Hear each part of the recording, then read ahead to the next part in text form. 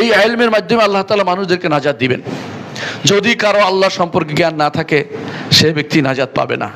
এই জন্য কবরে গেলে আপনাকে প্রশ্ন করা হবে মার রব্বুকা, তোমার রব কে ছিল? এটা উত্তর দিতে না পারলে পার পেতে পারবেন না।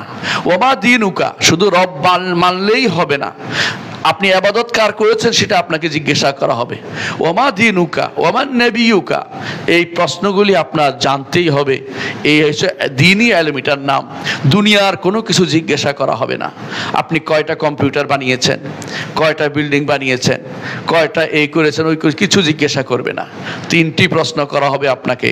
নাজাত পেতে হলে আপনাকে এই তিনটি প্রশ্ন দুনিয়াকে জেনে যেতে হবে, তিনটি প্রশ্নের উত্তর।